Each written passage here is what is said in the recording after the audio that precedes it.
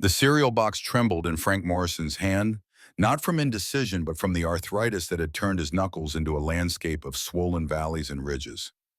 62 years old, and his body kept score of every mistake, every fight, every winter morning he'd spent on a Harley when smarter men stayed indoors.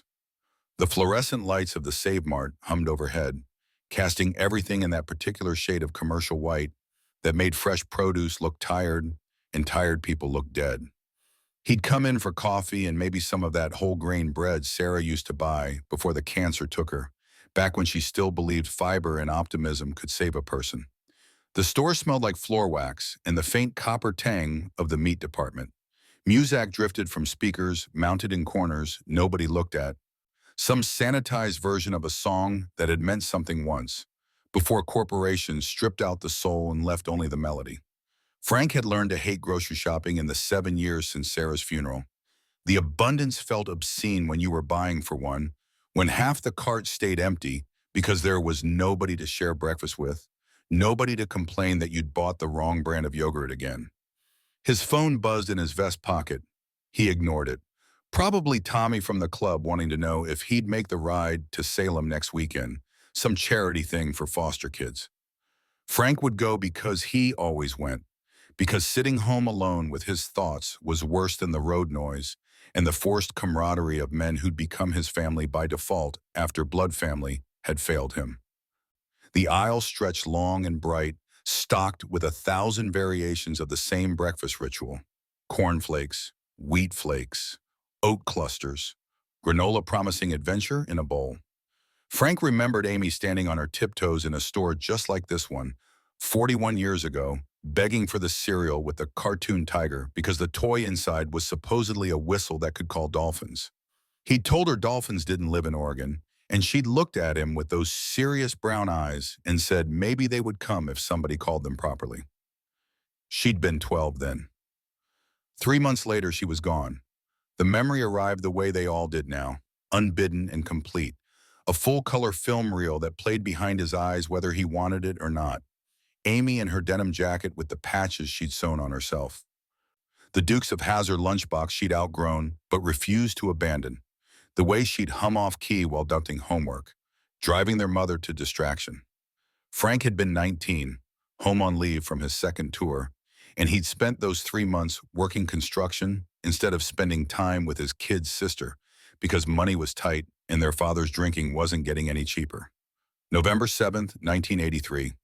Amy had walked home from her friend Jennifer's house, a route she'd taken 50 times before, through a neighborhood where everybody knew everybody and people still left their doors unlocked. She'd never made it. Somewhere between Jennifer's front porch and their yellow house with the broken rain gutter, Amy had stepped out of the world and into a void that swallowed children and left families hollowed out like trees after lightning strikes. The search had gone on for weeks. Volunteers combing through Riverside Park, dragging the creek, checking abandoned buildings, and interviewing every registered sex offender in 3 counties. His mother had stopped sleeping, just sat at the kitchen table with cold coffee and Amy's school photo, waiting for a phone call that never came. His father had drowned in whiskey until his liver turned to scar tissue. Frank had extended his leave and then gone AWOL when the Corps called him back, spending his days driving back roads and his nights staring at missing person posters that grew more faded with each passing week. They'd never found her. Not a shoe, not a hair ribbon, not a single shred of evidence to suggest what had happened or where she'd gone. The case went cold by spring. Life was supposed to go on, though Frank never understood how that was meant to work when the most important piece was missing. He'd gone back to the Marines eventually, done another tour because war made more sense than civilian life without Amy. When he'd come home for good in '87, his mother was dead from a heart attack that was really just grief wearing a medical diagnosis. And his father was a ghost haunting a recliner in front of a television that played 24 hours a day so the silence wouldn't get too loud. Frank had joined the Hells Angels at 24, looking for brotherhood since his family had disintegrated. The club had given him purpose, structure, a code that made sense when nothing else did. He'd married Sarah at 31, a civilian who worked at the VA and understood about trauma without requiring explanations. They tried for kids, but Sarah's endometriosis had other plans. And after the third miscarriage, they'd agreed that some people weren't meant to pass their damage forward. Sarah had suggested foster care once. Frank had said no without explanation, though she'd understood anyway because that was who Sarah was. How could he protect someone else's child when he'd failed to protect his own sister? How could he sleep at night with a kid down the hall when Amy was still out there somewhere, her bones scattered in a place nobody had thought to look? So they'd settled into a childless existence that had its own rhythm, its own small joys. Sarah's laugh when he'd try to dance in the kitchen, the motorcycle trips to the coast, the garden she'd tended with religious devotion, coaxing tomatoes and sunflowers from soil that seemed too rocky to support anything beautiful. When the cancer diagnosis came, Frank had thought he was prepared for loss because he had already survived the worst thing that could happen to a person. He'd been wrong. Amy's disappearance had been an amputation, sudden and brutal. Sarah's death was drowning in slow motion, watching her shrink inside herself while chemo turned her hair to memory and her skin to paper. She died at home because she'd insisted, holding his hand at 3 in the morning on a Tuesday in March. Her last words had been an apology for leaving him alone, as if she'd chosen the cancer, as if she'd failed him by being mortal. The cereal box was still in his hand. Frank looked at it without seeing it, lost in the particular topology of grief that mapped his interior landscape. 7 years without Sarah, 41 without Amy. The math didn't get easier with practice. That was when he saw them, a man and a girl entering through the automatic doors at the front of the store. At first glance, there was nothing remarkable about the tableau. Father and daughter probably, running errands on a Saturday morning. The man wore khakis and a button-down shirt, glasses that caught the overhead lights. The girl was maybe 9 or 10, dark hair pulled into a ponytail, wearing jeans and a purple hoodie with some cartoon character on it. But Frank's eyes had been trained by war and loss to see what others missed, to notice the small incongruencies that separated normal from wrong. The girl's posture was off, her spine too rigid, shoulders hunched up near her ears like she was bracing for impact. Children walking with parents moved with casual ease, swinging arms, touching things on shelves, existing in the unself-conscious way that came from safety. This girl walked like someone navigating a minefield. The man's hand rested on her shoulder, but the pressure looked wrong. Not guiding, but gripping. Fingers pressed into her small frame with the tension of someone holding an object they feared might run. Frank had done enough compliance holds in his military days to recognize control when he saw it. That wasn't a father's touch. That was a captor's grip. The girl's eyes were moving too much, scanning faces in that rapid predatory way people did when they were searching for something specific or running from something specific. Her gaze swept across the produce section, the checkout lanes, the customer service desk, looking for help, looking for rescue, looking for someone to see what Frank was seeing, and the man was sweating.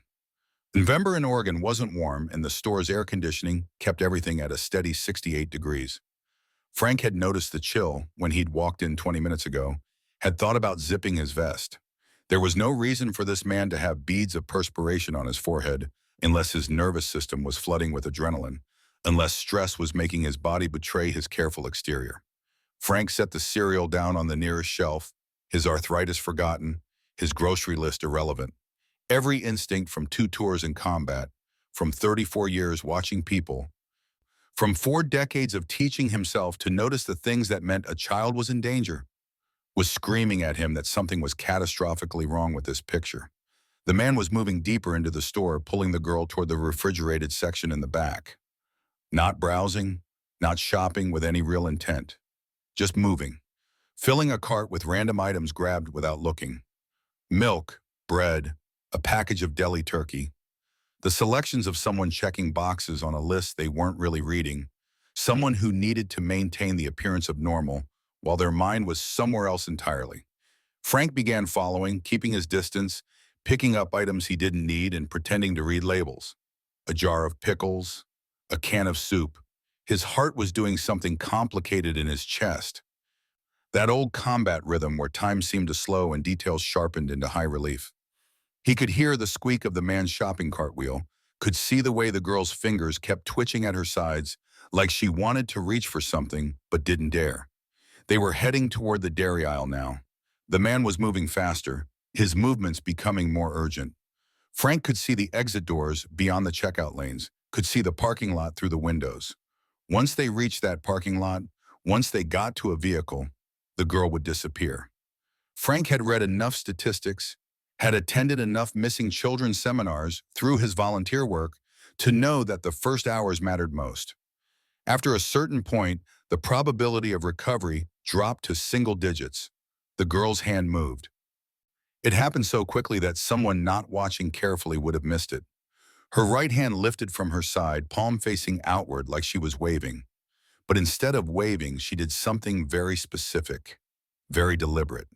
She tucked her thumb into her palm, then folded her four fingers down over it, trapping the thumb inside her fist. She held the position for 3 seconds, then released it and did it again. Time stopped. Frank's brain processed the gesture in the fragment of a second between heartbeats. The signal for help. The silent distress call that had been developed during the pandemic as a way for people to communicate danger without words, particularly during video calls where they couldn't speak freely. Frank had learned it 2 years ago during a training session for his volunteer work teaching self-defense to children. A counselor had demonstrated the gesture, explaining its purpose, and something in Frank's chest had seized up because here was the thing Amy might have used if it had existed in 1983. He'd memorized it immediately, had practiced it until recognition became instinct. He'd taught it to every child who passed through his classes, had made them practice until it was muscle memory, had told them that someone somewhere would see it and understand. He'd put the gesture in the same category as stop, drop, and roll in stranger danger, skills he desperately hoped would never need to be deployed but taught anyway, because hope wasn't strategy.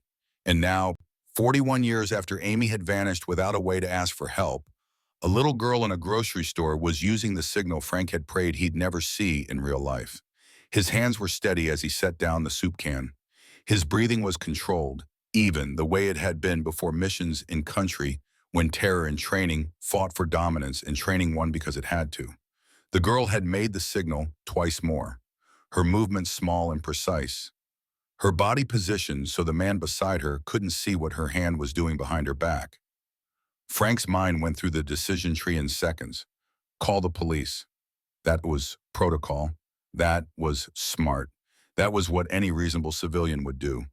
But calling meant time, meant explaining, meant waiting for units to arrive while the man and girl walked out those doors and vanished into the sprawl of suburban Oregon, where 1,000 roads led to 1,000 hiding places. The doubt came fast and vicious. What if he was wrong? What if his instincts were failing him, colored by 41 years of seeing Amy in every missing child, every late news story about an abduction? What if this was actually a father with his daughter, and Frank was about to cause a scene that would humiliate an innocent family, get him banned from the store, maybe arrested for harassment? But the signal, children didn't make that signal by accident. It was too specific, too unusual. Random hand movements didn't look like that deliberate thumb tuck and fold. While in every other detail supported the conclusion, Frank's gut had reached the moment he'd seen them walk through the door. The girl's body language, the man's grip, the sweating, the hurried shopping, the way neither of them had made eye contact with a single other person in the store. Frank thought about Amy, thought about what might have happened if someone had noticed her getting into a car she shouldn't have been getting into, thought about the person who might have seen something wrong and convinced themselves it wasn't their business, wasn't their problem, was probably nothing anyway. Thought about how his whole family had shattered because nobody had been watching at the right moment, or had been watching but hadn't acted.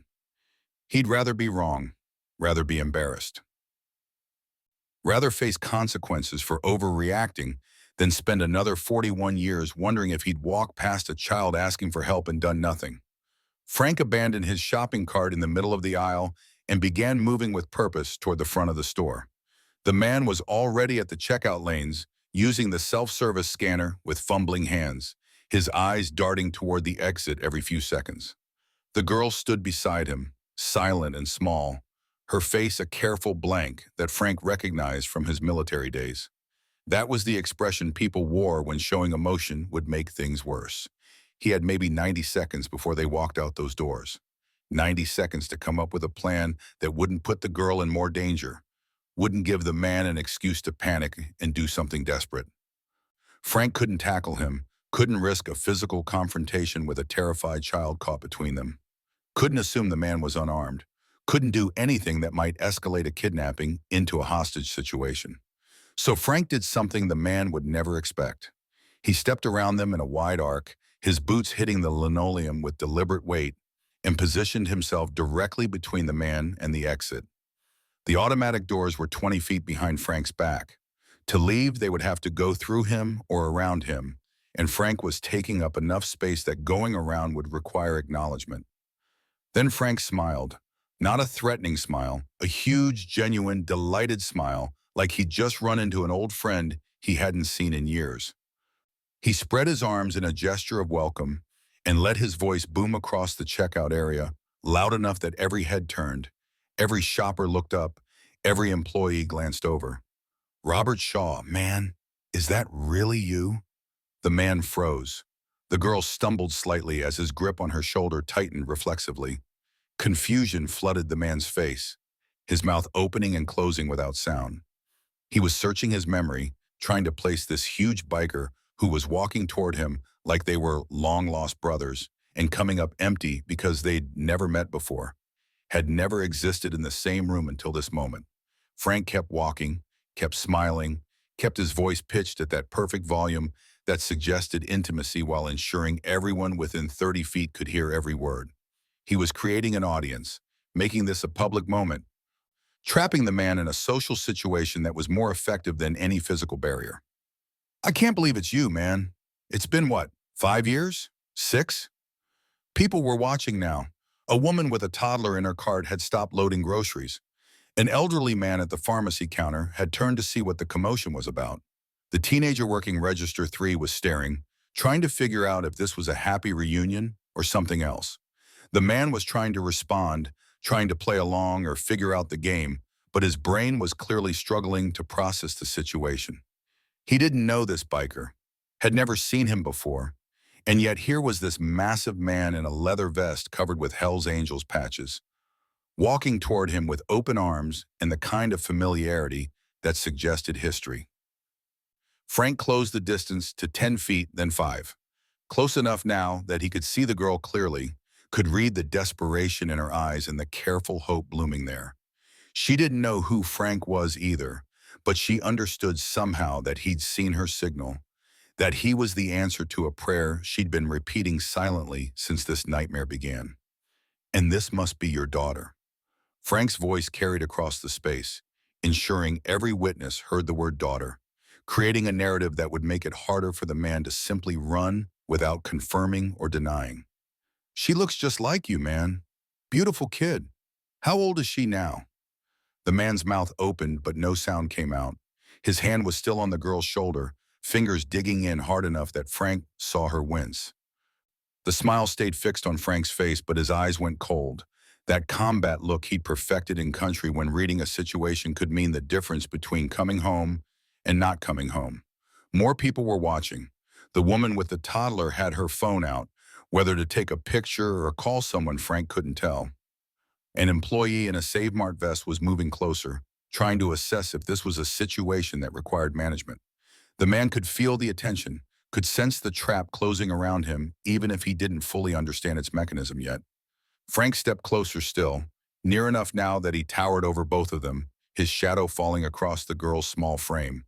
His voice dropped to a register that only the man could hear, all pretense of friendliness stripped away, replaced with something cold and absolute. "I saw the signal, I know what you're doing, and you have exactly 2 choices right now. You let go of her and walk away, or I make sure everyone in this store knows exactly who you are and what you've done." The words hit the man like a physical blow. Frank watched the impact register, watched the man's pupils dilate and his breathing speed up as panic chemistry flooded his system. He was calculating, running through scenarios, trying to find the exit that didn't exist because Frank had closed them all.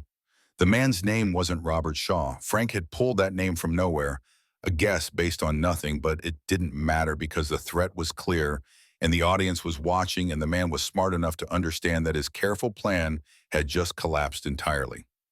His hand released the girl's shoulder. For a second, nobody moved, the whole tableau frozen like a photograph.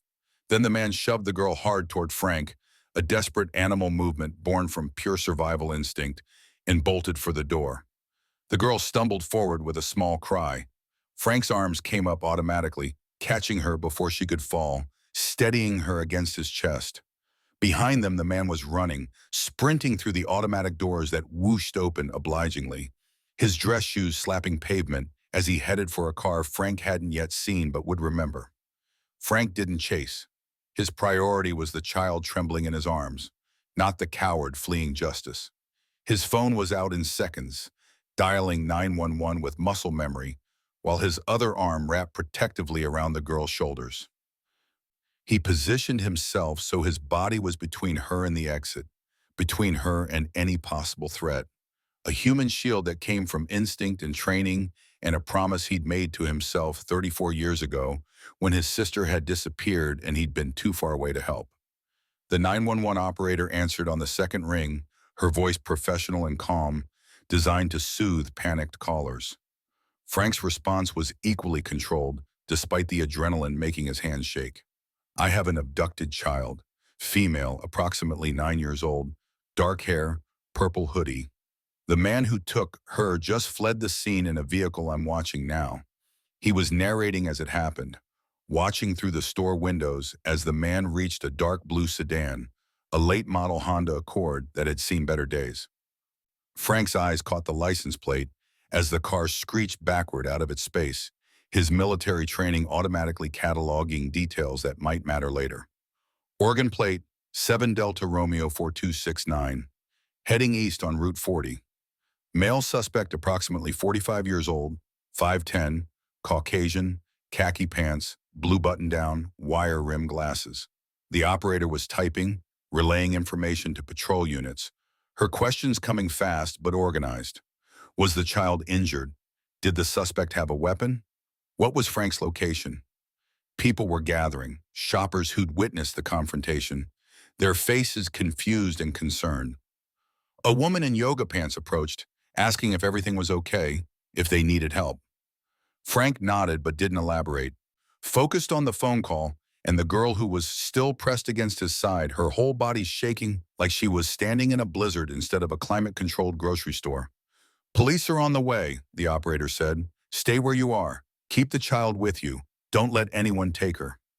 Frank wanted to laugh at that last instruction, as if he'd survived combat and grief and 4 decades of guilt just to hand over a kid he'd just rescued. But he understood the operator was following protocol, covering legal bases, ensuring chain of custody wouldn't be questioned later when lawyers got involved. The girl hadn't said a word yet, just stood there with Frank's hand resting gently on her shoulder, the opposite of the man's controlling grip. She was breathing in short gasps, her chest hitching every few seconds like she was trying not to cry and failing. Frank wanted to comfort her, but didn't know how, didn't know what words existed that could fix what she'd just been through. So he knelt, bringing himself down to her eye level despite what it did to his arthritic knees. His rough hands, scarred and tattooed and big enough to palm a basketball, touched her shoulders with extraordinary gentleness. Hey, you're okay now. You're safe. I've got you. The girl's eyes met his and something broke behind them, the dam of control she'd been maintaining since the nightmare started. Tears came in a flood, her small body shaking with sobs that sounded like they were being ripped from somewhere deep. Frank let her cry, kept his hands steady on her shoulders, kept his voice low and calm. You did perfect, sweetheart. That signal you made, that saved your life. You remembered exactly what to do, and you were so brave. Your mama's going to be so proud of you. He didn't know if she had a mama, didn't know anything about her except that she'd been in danger and wasn't anymore. But the words seemed to help because her breathing started to slow, the sobs spacing out into hiccups. Sirens were getting louder, that particular wail of emergency response cutting through the normal sounds of commerce and traffic. The Save Mart manager had appeared, a harried-looking woman in her 50s who was trying to understand what had just happened in her store and whether corporate would need to be notified. Frank explained in clipped sentences while keeping one hand on the girl, maintaining physical contact so she'd know she wasn't alone. 3 patrol cars arrived within 4 minutes, converging on the parking lot with lights flashing. Officers jumped out with hands near weapons until they assessed the scene and understood the immediate threat was gone. The child was safe. The situation was stabilizing. A female officer approached first, her movements deliberate and non-threatening. Her voice soft as she knelt beside the girl and introduced herself as Officer Martinez. She asked gentle questions while another officer pulled Frank aside for his statement. A third was already on the radio, relaying the vehicle description and license plate, coordinating with units ahead to set up roadblocks. Frank recited everything he'd observed, from the first moment he'd noticed them to the signal to the confrontation. He described the man's appearance, the grittier, the direction of travel. The officer taking notes looked up sharply when Frank mentioned the signal for help, recognition flashing across his face. "You're certain she made that specific gesture?" Frank nodded. "Positive. 3 times. Deliberate. She knew what she was doing." The officer's expression shifted into something grim. They'd been briefed on the signal, had attended the same trainings Frank had. He knew what it meant that a child had used it, knew the implications. "You did the right thing," the officer said quietly. Most people would have walked away. Frank didn't respond to that because there was nothing to say. He hadn't walked away because he couldn't, because walking away would mean Amy had died for nothing, would mean the last 41 years of guilt and grief had taught him nothing. The female officer was still with the girl, now wrapped in a blanket someone had produced from somewhere. The manager was directing customers away from the scene, trying to return the store to normal operations while police worked. The elderly man from the pharmacy counter was giving a statement to another officer, describing what he'd witnessed. Frank's phone rang. Tommy from the club, probably still wondering about the Salem ride. Frank ignored it. His attention was on the girl, on Officer Martinez coaxing information from her in increments, asking yes or no questions that didn't require her to form complete sentences through the tears. "What's your name, honey?" The girl's voice came out small and scratchy. "Sophie. Sophie, what? What's your last name?" "Bennett." Officer Martinez was writing it down, radioing it in. Another officer was pulling up missing persons reports on a laptop in his cruiser, searching for Sophie Bennett, looking for an Amber Alert that would confirm what everyone already knew. "Do you know where your mom is, Sophie?" The girl nodded, then shook her head, confusion crossing her face. "He said she was hurt. He said there was an accident, but I don't know if that's true." Martinez's expression darkened. "Who said that? The man who brought you here?" Sophie nodded, wiping her nose with the sleeve of her hoodie. "He knew my dad. He said Dad wanted him to take care of us, but it felt wrong. Everything felt wrong." Frank's chest tightened. The pieces were falling into place, a picture emerging that was somehow worse than a random stranger abduction. This was someone the girl knew, someone with access, someone who'd use that access to exploit trust. The officer with the laptop looked up sharply. "Got it. Sophie Elizabeth Bennett, age 9, reported missing 2 hours ago from the public library in Fairview. Mother is Catherine Bennett, works at Providence Medical Center. Amber Alert went out statewide at 13:45. It was 14:50 now, 65 minutes since the alert. Sophie had been missing for over 2 hours, and in that time she'd been driven 43 miles from Fairview to this Save Mart in a town she'd probably never been to before, by a man who'd used her dead father's memory to manipulate her into compliance. Officer Martinez was on her radio now, requesting someone contact Catherine Bennett, inform her that her daughter had been recovered safely. Frank could hear the relief in the dispatcher's voice. Could imagine the chaos at the Fairview station where a mother was probably dissolving into terror while detectives worked the case. Sophie was still wrapped in the blanket, still shaking. But her eyes had found Frank's, and something in her expression made his throat close up. She was looking at him like he was a miracle, like he'd appeared out of nowhere to save her. And maybe he had, but Frank didn't feel like a miracle. He felt like someone who'd been given a second chance at a moment he'd failed 41 years ago. Another patrol car pulled into the lot, this one unmarked. A detective climbed out, a woman in her 40s with sharp eyes and the kind of face that had seen too much. She conferred briefly with the uniformed officers, then approached Frank. "I'm Detective Chen. You're the one who intervened?"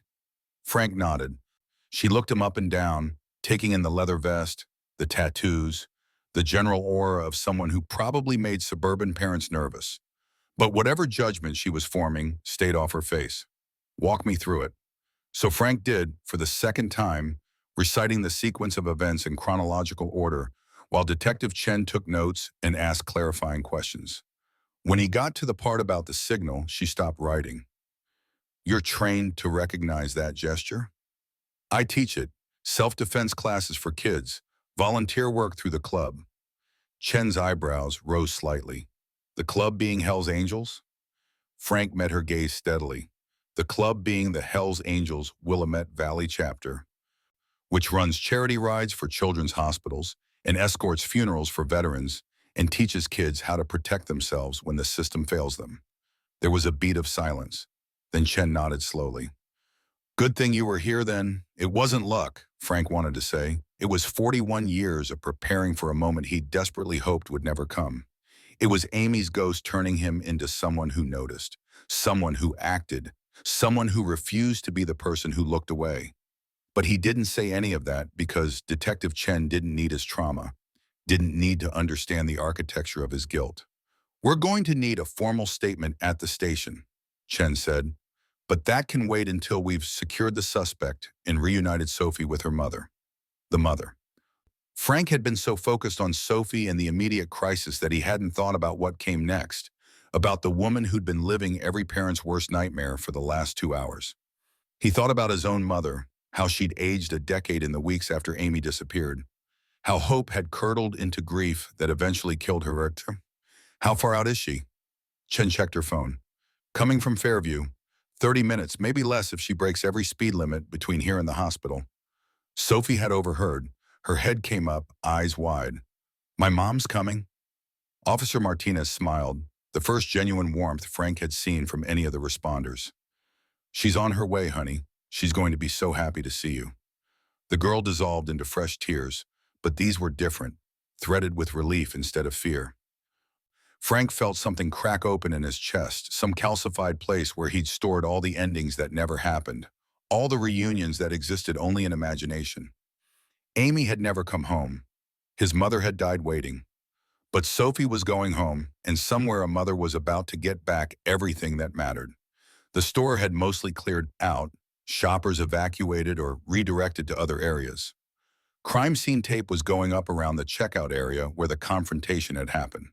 Frank's abandoned grocery cart sat exactly where he'd left it, evidence of a normal morning interrupted by crisis. He thought about the cereal he'd been holding, the mundane decision about breakfast that seemed to have occurred in another lifetime. Officer Martinez was keeping Sophie engaged, asking about school and favorite colors and what she liked to draw, anything to keep her mind occupied while they waited. The girl was responding in fragments, her voice still shaky but growing steadier. She'd gone through something that would mark her forever, that she'd carry for the rest of her life. But she'd survived it. That had to count for something. Frank's phone buzzed again. Text from Tommy. "You good? Need anything?" The club had probably heard about the situation through the scanner traffic they monitored, had put together that Frank was involved. Tommy was checking in the way brothers did, making sure he didn't need backup or bail or just company. Frank typed back, "All good, talk later." He didn't have words yet for what had happened, for what it meant. Didn't know how to explain that he'd just lived through a moment he'd been preparing for since 1983, that somewhere in the cosmic accounting the tiny piece of hid debt to Amy had been paid. Detective Chen was on her phone talking to someone in a low voice. Frank caught fragments. Suspect vehicle, eastbound, roadblocks in place, multiple units converging. The machinery of law enforcement was grinding into high gear. Every cop in the region now looking for the dark blue Accord and the man who'd tried to disappear a child in broad daylight. 23 minutes after the first patrol car arrived, another vehicle screeched into the parking lot with the desperation of someone who'd exceeded every posted limit. A woman jumped out before the car was fully stopped, her face a mask of terror and hope and disbelief. She wore scrubs, her hospital badge still clipped to her chest, her hair falling out of a ponytail. Detective Chen moved to intercept her, but the woman pushed past, her eyes scanning frantically until they locked on the small figure wrapped in a blanket. Time seemed to slow as recognition flashed across both faces simultaneously. Sophie. Mom. They collided in the space between heartbeats. The woman dropping to her knees so hard Frank heard the impact, her arms wrapping around her daughter with the desperation of someone who'd thought this moment might never come. Sophie buried her face in her mother's neck, and they stayed that way, both crying so hard neither could speak, just holding on like the world was trying to tear them apart and refusing to let go. Frank looked away, giving them privacy in a moment that felt too intimate for witnesses. His eyes burned and his throat had closed up, and he realized he was crying too, silent tears tracking down through his beard. He was 62 years old and had learned not to cry at funerals or memorial services or any of the other places grief was expected. But this, watching a reunion that Amy would never have, watching a mother get her daughter back when his mother had died waiting, broke something in him that had been holding together through sheer force of will. Officer Martinez had stepped back, giving the Bennetts space. Other officers were maintaining a perimeter, keeping gawkers away, allowing the moment to unfold without interference. Detective Chen was still on her phone, but her expression had softened, professional detachment cracking just enough to show the human underneath. The woman, Catherine, Frank remembered from the report, was whispering things Frank couldn't hear, her hands moving over Sophie's hair, her face, her shoulders, checking for injuries she couldn't see, needing the physical confirmation that her daughter was whole and real and here. Sophie was holding on just as tightly, her small fingers clutching her mother's scrubs like she'd never let go. Minutes passed, the sun moved behind clouds, then emerged again. Traffic continued on Route 40, oblivious to the miracle unfolding in a grocery store parking lot. Finally, Catherine pulled back just enough to look at Sophie's face, her hands framing her daughter's cheeks. "Are you hurt? Did he hurt you?" Sophie shook her head. "I'm okay. I was scared, but I remembered the signal." And he saw it. She was looking at Frank now, her tear-streaked face turning toward the big biker who'd been standing apart from the reunion. Catherine followed her gaze, seeing Frank for the first time, really seeing him instead of just registering his presence as part of the chaotic scene. She stood on shaking legs, one arm still wrapped around Sophie, and walked toward him.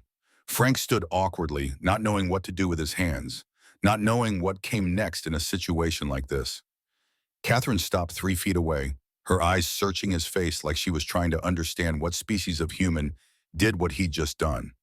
Her mouth opened, but no sound came out. She tried again, her voice breaking on the first word. "You saved my daughter." It wasn't a question. Frank shifted uncomfortably, looked at his boots, then back up at her face. She saved herself. She knew the signal. She was brave enough to use it. "I just happened to be there," but Catherine was shaking her head, tears still streaming. "You didn't just happen to be there. You saw her. You acted. Most people would have—" She couldn't finish the sentence. Didn't need to. Frank knew what most people would have done because he'd studied the statistics, had read the reports about witnesses who'd seen abductions in progress, and convinced themselves it wasn't their business. The bystander effect, psychologists called it, that human tendency to assume someone else would intervene. Someone else would call for help. "Your daughter's alive because she's smart and brave. I'm just glad I was paying attention." Catherine's hand came up to cover her mouth, her shoulders shaking with fresh sobs.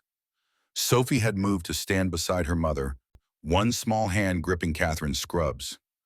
The girl was looking at Frank with an expression he recognized from his teaching work, that mixture of gratitude and awe and relief that came from being seen at the exact moment when invisibility would have meant disaster.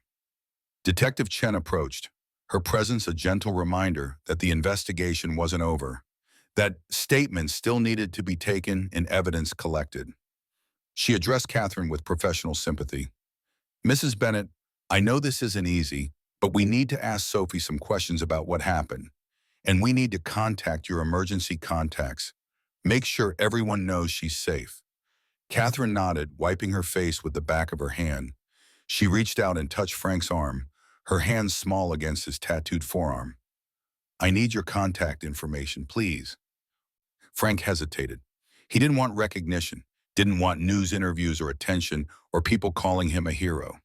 Heroes were soldiers who threw themselves on grenades. Heroes were firefighters who ran into burning buildings. He was just a man who'd refused to look away when a child asked for help.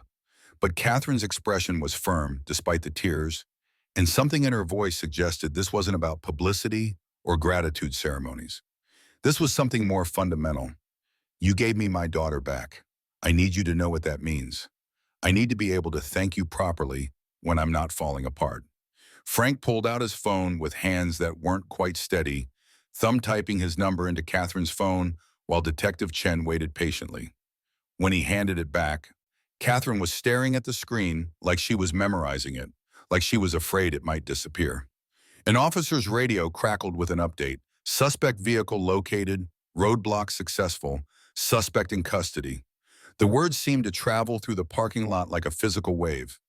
Catherine's knees buckled slightly, and Officer Martinez was there instantly, steadying her.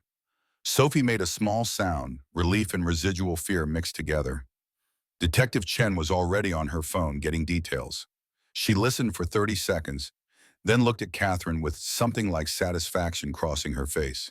He's in custody, 63 miles east of here, stopped at a police roadblock on Highway 26. He didn't resist. Officers are transporting him back to Fairview for booking. Frank felt something release in his chest. Tension he hadn't fully registered until it drained away. The man was caught. Whatever happened next would happen through the legal system, through courts and lawyers and the machinery designed to handle situations like this. Frank's part was done. Except it wasn't, not really, because Detective Chen was asking him to follow them to the Fairview station for a formal statement. And Catherine was asking if he'd just wait a few minutes while they checked Sophie over, while they made sure everything was documented properly.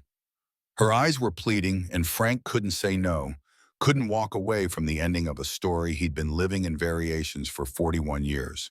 So he waited. Stood in the Save Mart parking lot while EMTs checked Sophie's vital signs and found nothing physically wrong beyond mild dehydration and the kind of psychological trauma that would require months of therapy to process. Watched while Catherine called someone, probably family, her voice breaking as she explained that Sophie was safe, was found, was coming home.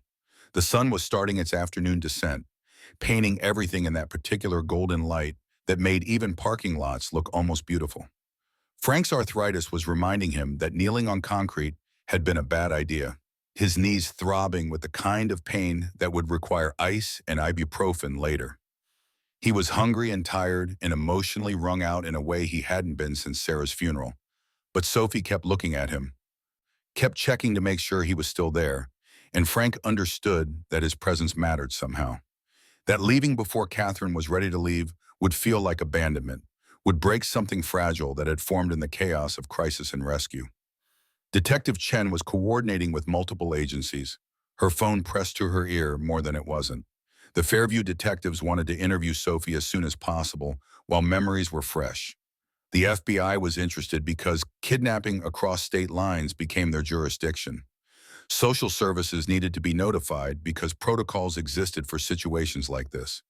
Frank listened to the overlapping conversations and felt grateful he was just a witness, just a civilian who'd noticed something wrong and acted on instinct. The machinery of bureaucracy and investigation would grind forward with or without him, doing what it did while families tried to piece together some approximation of normal after the kind of event that redefined normal forever. Officer Martinez approached with a gentle smile.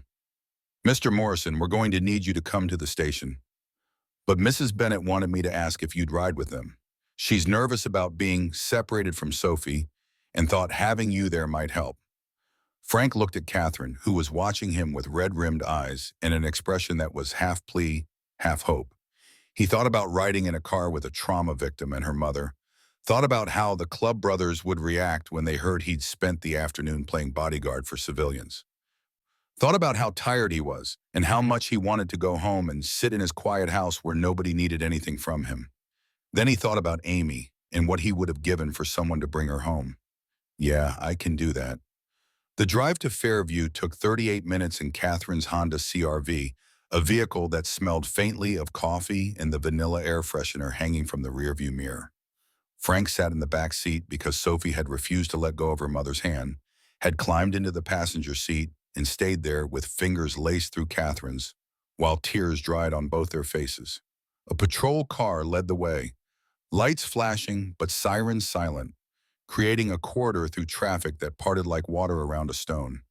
Frank watched the landscape roll past, strip malls giving way to residential neighborhoods, the familiar geography of Oregon suburbia where every town looked like every other town until you knew which details mattered. Sophie hadn't spoken since they'd left the Save Mart parking lot, just sat with her head against the window and her mother's hand clutched tight enough that Catherine's knuckles had gone white. Nobody tried to force conversation. Some silences were sacred. Catherine drove with the careful attention of someone terrified of making a mistake, both hands at 10 and 2, eyes flicking between the road and her daughter's profile every few seconds. Frank could see her face in the rearview mirror, could read the emotional arithmetic happening behind her eyes. Relief and residual terror fighting for dominance. Joyed at having Sophie back, warring with rage at what had almost happened. Gratitude toward Frank mixing with guilt that she'd needed rescuing at all. He understood that cocktail of emotions better than she'd ever know. Had lived with his own version for 4 decades. That toxic blend of what-ifs and if-onlys that poisoned present moments with the ghosts of past failures.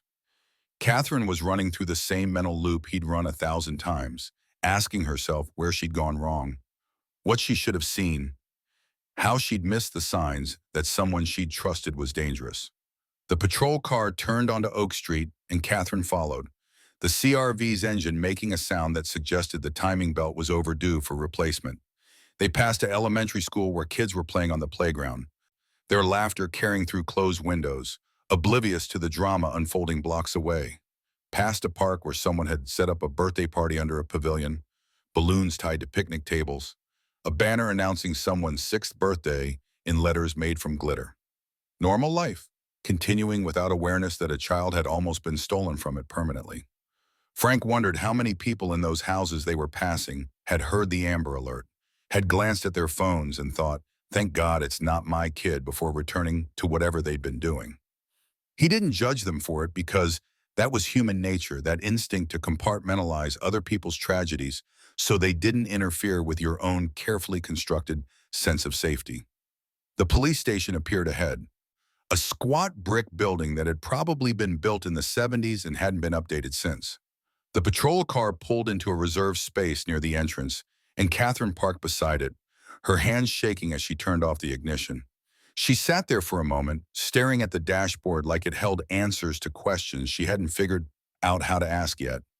Sophie's voice came small and tentative from the passenger seat. Do I have to talk about it right now? Catherine's expression crumpled. She turned to face her daughter, one hand coming up to brush hair from Sophie's face with infinite gentleness. I don't know, baby, probably. But I'll be right there with you, and nothing bad is going to happen. The man who took you is in jail, and he's never going to hurt you again. Frank watched the exchange and kept his mouth shut because this wasn't his family, wasn't his trauma to process. He was just the witness, the bystander, who'd happened to be paying attention at the right moment. But Sophie's eyes found his in the rearview mirror, and something in her expression made his chest tighten. Will you come in too? Her voice was barely above a whisper. Please. Catherine turned to look at Frank, surprise and something else flickering across her face.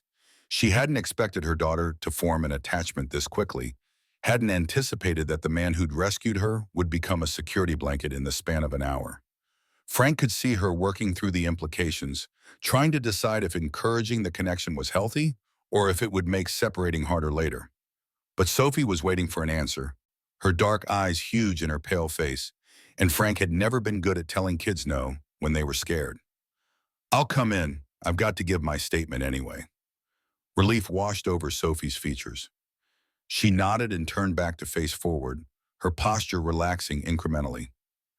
Catherine mouthed thank you at Frank through the rearview mirror, and he nodded once, uncomfortable with gratitude, but understanding its necessity. They climbed out of the car into afternoon sunlight that felt too bright, too cheerful for what was happening. Officer Martinez was waiting by the entrance, her professional smile firmly in place. She'd beaten them here, had probably radioed ahead to let the Fairview detectives know the Bennetts were incoming. Behind her, the station doors opened, and a woman in plain clothes emerged. Mid-40s with salt and pepper hairs pulled into a severe bun. Mrs. Bennett, I'm Detective Linda Torres. I've been coordinating the investigation into Sophie's disappearance. Torres had the kind of voice that inspired confidence, calm and authoritative without being cold. She crouched down to Sophie's eye level with practiced ease. Hi, Sophie. I'm really glad you're safe. I know this has been scary, but you're not in any trouble. We just need to ask you some questions so we can make sure the person who took you doesn't hurt anyone else. Is that okay? Sophie looked at her mother, then at Frank, then back at Detective Torres. She nodded, a tiny movement that probably cost her more courage than anyone watching understood. Torres stood and gestured toward the entrance. Let's get you folks inside. We have a room set up that's more comfortable than the regular interview spaces. Frank Morrison? Frank stepped him forward. Torres extended her hand and her grip was firm, assessing. Officer Martinez tells me you're the one who recognized the distress signal.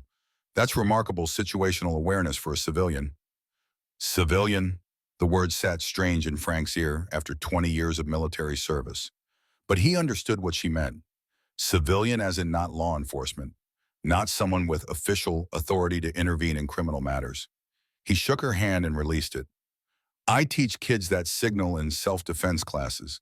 Figured I should know how to recognize it if one of them ever needed to use it. Torres's expression shifted into something harder to read. We're going to need a detailed statement from you. Everything you observed from the moment you first noticed Sophie and the suspect until the moment we took him into custody. Frank had expected as much. Police work ran on paperwork and documentation, on creating a paper trail that would hold up in court when lawyers started picking apart every detail. He'd given statements before, back when bar fights had been more common in his life, when the line between self-defense and assault had needed official clarification. Whatever you need, the station interior was exactly what Frank had expected from the exterior. Fluorescent lights that hummed and flickered. Linoleum floors that had been mopped so many times the pattern had worn through in high traffic areas. Wanted posters on bulletin boards next to community outreach flyers about neighborhood watch programs and prescription drug take-back days.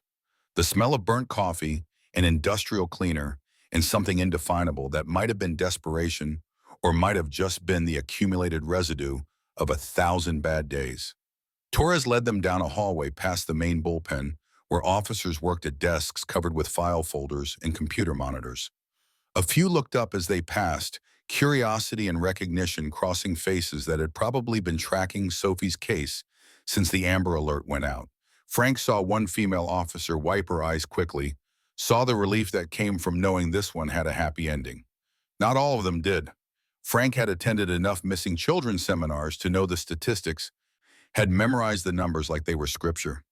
74% of abducted children who are murdered are dead within 3 hours of being taken. The first 48 hours are critical. After that, the probability of recovery drops exponentially with each passing day. Sophie had been missing for just over 2 hours when Frank had spotted her, which meant she'd been pulled back from a precipice most people never had to look over. The interview room Torres showed them to was clearly designed to be less intimidating than standard interrogation spaces. Comfortable chairs instead of metal folding ones. A table that looked like it belonged in someone's dining room. Soft lighting instead of the harsh overhead fluorescence that made everyone look guilty. There was a camera mounted in one corner, its red recording light dark for now. Waiting. Sophie gravitated immediately to the chair closest to her mother, and Catherine sat beside her with the protective posture of someone ready to throw herself between her child and any threat. Frank took a seat against the wall, trying to make himself invisible, trying not to intrude on the family dynamic while still being present enough that Sophie could see him if she needed the reassurance. Torres settled across from them with a notepad and a gentleness that probably came from years of interviewing trauma victims. She didn't jump straight into questions, instead spending a few minutes explaining the process, making sure Sophie understood she could take breaks whenever she needed, that nothing she said would get her in trouble. Can you tell me what happened today, starting from when you were at the library? Sophie's hand found her mother's and squeezed. Her voice when she spoke was thread thin, like she was afraid using too much volume would make the memories more real. I was drawing, in the kids section. Mom was at work, and I always wait there until her shift ends. Catherine flinched at that, at the routine that had seemed so safe until it wasn't. Frank could see her making mental calculations, probably already planning to never let Sophie out of her sight again, already restructuring her entire life around the new reality that danger existed in places that were supposed to be sanctuaries. What time was this? Torres was writing as Sophie spoke, her pen moving in quick, efficient strokes. I don't know exactly. After lunch, maybe 1 o'clock. And who came to talk to you? Sophie's breathing hitched. Mr. Shaw, he used to know my dad. Used to know. Past tense. Frank filed that detail away, added it to the picture that was forming of Catherine Bennett's life. Single mother, hospital worker, daughter who remembered a father in past tense, military widow maybe, or divorced. Either way, a woman raising a child alone and dealing with someone from her past who'd crossed a line from familiar into predatory. What did Mr. Shaw say to you? Sophie's eyes were filling with tears, but she pushed through, her voice steady despite the wobble. He said Mom was in an accident at the hospital, that she sent him to get me, that I needed to come right away. Torres' pen paused. Did you believe him? Sophie shook her head, then nodded, then shook her head again, confusion written across her features. I don't know. Part of me thought it was weird, but he knew so much. He knew about Dad. He knew what car Mom drives. He knew I'd be at the library, because he'd been watching. Frank could see in Torres' expression, could see her making the same connections he was making. This wasn't a crime of opportunity. This was planned, systematic, the work of someone who'd been studying his target for long enough to know routines and vulnerabilities. Did he threaten you? Did he hurt you? No. He just kept saying Mom needed me, that we had to hurry, and I got scared because what if it was true? What if Mom really was hurt and I didn't go and something happened? Catherine made a sound, half sob and half something more primal. Her hand tightened on Sophie's, and her other hand came up to cover her mouth. Torres glanced at her with professional sympathy, but kept her focus on Sophie. Kept the questions coming while the girl was still willing to answer. When did you realize something was wrong? Sophie's face crumpled. In the car. He was supposed to take me to the hospital, but we went the wrong way. And when I asked him about it, he got weird. His voice changed. He said we weren't going to the hospital. We were going somewhere safe where he could take care of me, where Mom would come find us eventually.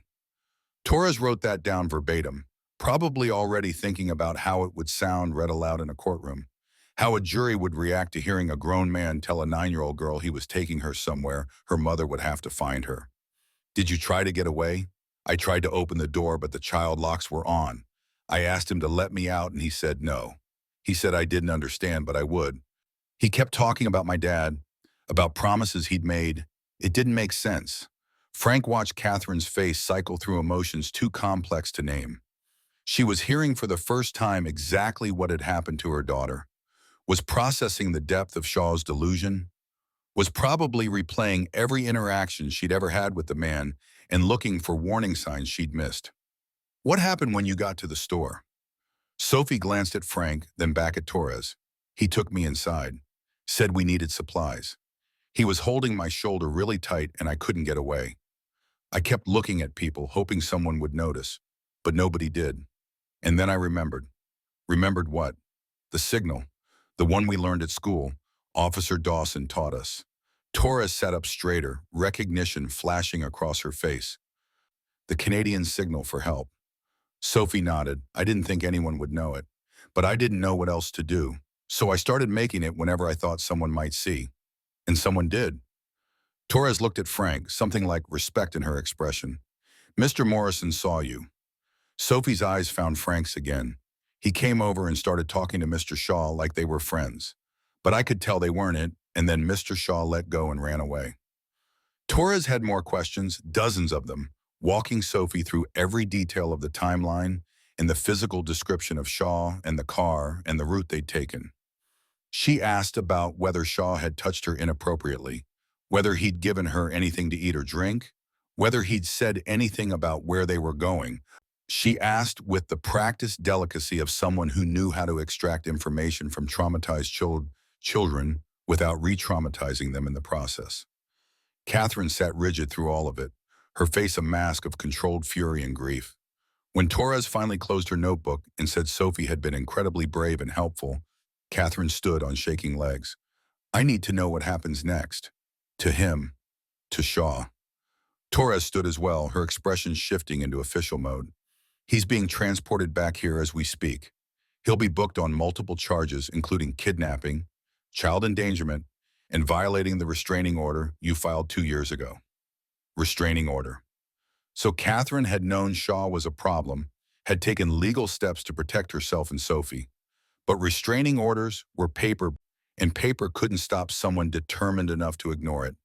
Will he get bail? Torres' expression hardened. Not if I have anything to say about it. Given the nature of the charges and the clear premeditation involved, I'll be recommending he be held without bail pending trial. But that's ultimately up to a judge. Catherine nodded, accepting information she clearly didn't like, but understood she couldn't control. Torres turned to Frank. Mr. Morrison, I'm going to have Officer Martinez take your statement in another room. It shouldn't take more than an hour. Frank stood, his knees protesting after sitting in the uncomfortable chair. Sophie was watching him with those huge eyes again, and he felt the weight of her attention like a physical thing. You'll be okay. You've got your mom, and Detective Torres is going to make sure the bad guy doesn't bother you anymore. Sophie nodded but didn't look convinced. Catherine walked over to Frank, close enough that he could see the fine lines around her eyes, the exhaustion that went deeper than one terrible day. Thank you. She said it quietly, meant for him alone, for seeing her, for not looking away. Frank didn't know what to say to that, so he just nodded and followed Officer Martinez out into the hallway, leaving Catherine and Sophie to whatever came next in the process of recovering from trauma. The statement took 90 minutes, not 1 hour. Officer Martinez was thorough, asking Frank to recount everything multiple times from different angles, making sure his story stayed consistent, documenting every detail that might matter when prosecutors built their case. She asked about his background, his military service, his work with the Hells Angels, his volunteer teaching. She asked how he'd learned to recognize the distress signal and why he'd chosen to intervene instead of just calling police. Frank answered everything honestly because lying to cops had never been his style and because he had nothing to hide. Yes, he'd served 2 tours. Yes, he taught self-defense to children through a nonprofit connected to his motorcycle club. Yes, he'd seen the signal and made a split-second decision to act because waiting for official response would have meant losing the girl. Martinez took notes in longhand, occasionally consulting her laptop to verify details against the timeline they were constructing. When she asked about his sister, Frank hesitated for the first time. Is that relevant? Martinez looked up from her notepad. It helps establish your credibility as a witness. The defense is going to try to paint you as some kind of vigilante who overreacted to an innocent situation. Knowing you have personal experience with child abduction cases helps explain why you were trained to recognize the signs. So Frank told her about Amy, kept it clinical, just the facts. 12 years old, disappeared in November 1983. Never found, case went cold. Family destroyed by the aftermath. He didn't mention his mother's death, or his father's alcoholism, or the 41 years he'd spent wondering if Amy was buried somewhere, or if she'd suffered, or if she'd called for help and nobody had heard. Martinez wrote it down without commentary, but her expression had softened incrementally. When she finished the statement and printed it out for Frank's signature, she said something that surprised him. My daughter's 9, same age as Sophie. I think about this stuff all the time. What I'd do if someone took her. What I'd want someone else to do if they saw her asking for help. She slid the statement across the table and handed Frank a pen. So thank you, from one parent to another. Frank signed without correcting her assumption that he was a parent. Let her believe what she needed to believe. He handed back the statement, and Martinez stood, extending her hand. You're free to go. We'll be in touch if we need anything else. Court date will probably be set within the next few weeks, and you'll likely be called to testify.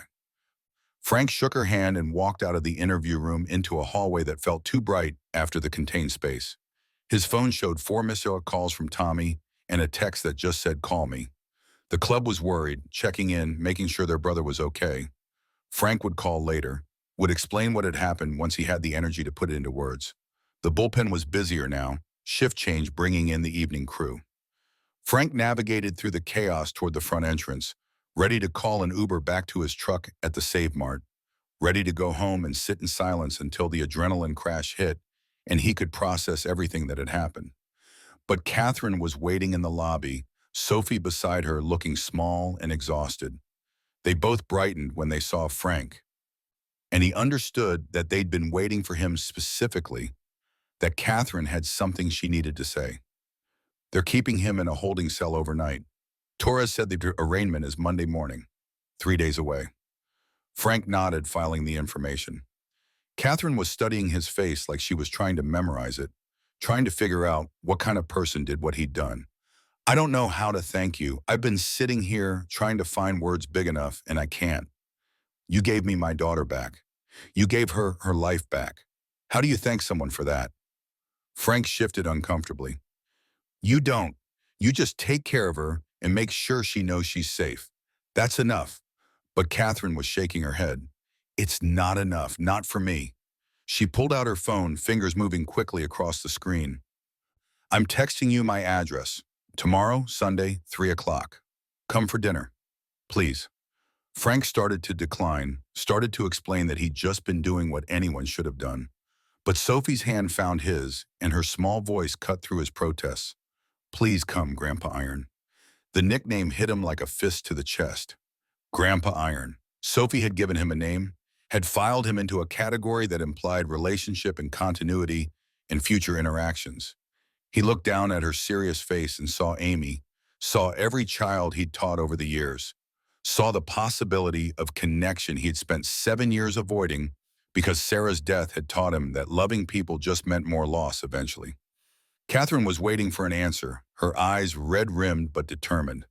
Frank thought about going home to his empty house, about eating dinner alone while CNN played in the background, about the long evening stretching ahead with nothing but his thoughts and his ghost for company.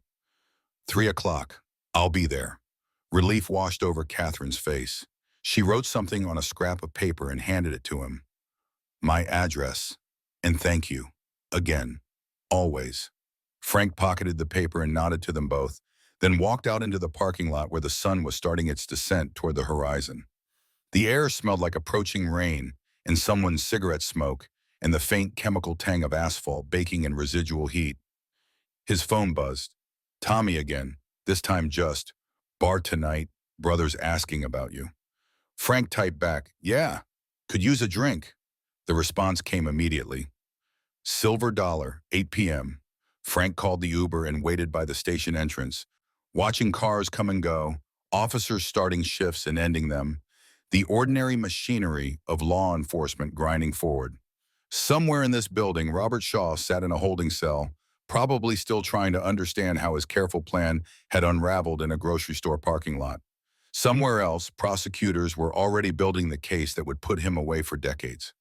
And tomorrow, Frank would sit at Catherine Bennett's dinner table and try to figure out how to be whatever Sophie needed him to be, this grandfather figure she'd conjured from trauma and desperation and the basic human need to believe that good people existed who would fight for her. The Uber arrived, a Prius driven by a kid who couldn't have been more than 20. Frank climbed in and gave the Save Mart address, then settled back and watched Fairview slide past through tinted windows. Strip malls and residential streets and parks where children played, oblivious to the darkness that had nearly swallowed one of their own. His truck was still in the Save Mart lot where he'd left it a lifetime ago. The store had returned to normal operations, the crime scene tape gone, shoppers moving through the aisles like nothing had happened. Frank climbed into his Harley and felt the familiar weight settle around him. Leather and chrome and the rumble of an engine that had carried him through 40 years of trying to outrun ghosts. The ride home took 20 minutes through Saturday evening traffic. Frank's house sat at the end of a gravel driveway, a small ranch-style place he and Sarah had bought when they still believed they might have kids to fill the extra bedrooms. The garden Sarah had tended was mostly weeds now, the tomato plants long dead, the sunflowers gone to seed. Frank kept meaning to clean it up, but never found the energy. Inside, the house was exactly as he'd left it. Empty coffee cup in the sink, newspaper spread across the kitchen table, Sarah's reading glasses still sitting on the end table beside her chair, 7 years after she'd last used them. Frank had stopped noticing the small ways he'd turned the house into a shrine, had stopped questioning why he couldn't quite bring himself to pack up her things or change anything about the spaces she'd occupied. He made coffee even though it was evening, the ritual grounding him, giving his hands something to do while his mind processed. The events of the day played on loop, Sophie's hand making the signal, her eyes pleading for someone to see, the moment when Shaw had shoved her toward Frank and run. The reunion in the parking lot, Catherine's tears, the gratitude Frank didn't know how to accept. His phone rang. Tommy, not willing to wait until the bar to check in. You good? Frank took a sip of coffee. Considered his answer, yeah. Long day. Heard you played hero at the Save Mart. Whole state's talking about the biker who stopped a kidnapping. Frank's jaw tightened. I'm not a hero. Just paid attention. Tommy laughed, the sound warm with affection and understanding. Brother, you can call it whatever you want. Rest of us know what it is when someone puts themselves between a kid in danger. That's hero shit, whether you like the word or not. Frank didn't argue because Tommy would just argue back, and they'd end up in a circular conversation that went nowhere. How's the girl? Safe, with her mom. Going to need a lot of therapy, but she's alive. There was a pause, comfortable silence between men who'd known each other long enough that not every moment needed filling. Then Tommy's voice came quieter, more serious. Amy would be proud of you. The words hit harder than they should have. Frank's throat closed up, and he had to set down the coffee cup because his hand was shaking. Amy would be 54 if she'd lived. Would probably have kids of her own by now, maybe grandkids. Would have grown up and grown old and died eventually the way people were supposed to, surrounded by family instead of alone in the dark at 12 years old. Yeah, maybe. See you at 8. And Frank, whatever you're feeling right now, you don't have to feel it alone. That's what the club's for. Tommy hung up before Frank could respond. Frank sat at his kitchen table and drank coffee that had gone lukewarm, watching the sun set through the window over the sink, painting the sky in shades of orange and purple that Sarah used to say looked like a painting God had gotten a little drunk making. At 7:30, he changed into a clean shirt and his riding vest, checked his reflection in the bathroom mirror, and saw a 62-year-old man with more gray than brown in his beard, lines carved deep around his eyes from squinting into too many sunrises, hands that trembled slightly from arthritis and adrenaline crash. Not a hero, just someone who'd refused to look away when a child asked for help. That was all. That had to be enough. The silver dollar was packed when Frank arrived, the parking lot full of motorcycles and trucks, the sound of classic rock and laughter spilling out every time the door opened. He walked in to find half the Willamette Valley chapter already there, brothers scattered across tables and gathered at the bar. And when they saw him, the whole place erupted into cheers and applause. Frank stopped in the doorway, overwhelmed and embarrassed and grateful all at once. Tommy appeared at his elbow, grinning wide, and steered him toward the bar, where a shot of whiskey was already waiting. To Frank Morrison, Tommy announced to the room, who proved today that paying attention and giving a damn can save lives. The club roared approval, and Frank threw back the shot because refusing would insult the gesture, would diminish what they were trying to tell him. The whiskey burned, going down and settled warm in his chest, and for the first time since he'd seen Sophie's hand make that signal, Frank let himself feel something other than the constant vigilance that had defined his life since Amy disappeared. Brothers crowded around wanting details, wanting to hear the story firsthand instead of through police scanner traffic and news reports. Frank told it simply, without embellishment, and they listened with the attention of men who understood that what he'd done mattered. These were guys who escorted funeral processions for veterans, who organized toy drives for foster kids, who showed up when communities needed protection. They got it. Richie, the club's sergeant-at-arms, bought the second round. Marcus, who ran the charity ride program, bought the third. By the fourth, Frank's head was buzzing pleasantly, and the tension that had been living in his shoulders since morning had finally started to loosen. "What's the girl's name?" someone asked. "Sophie. Sophie Bennett. How's she doing?" Frank thought about Sophie's face in the interview room, the way her hand had clutched her mother's, the nightmare she'd lived through and would have to process. Alive. Scared. Going to need time. Nods all around. These were men who'd seen trauma, who understood that survival was just the first step and healing took longer. And the guy who took her? In jail. Arraignment Monday. Good. Marcus lifted his beer. Hope they throw away the key.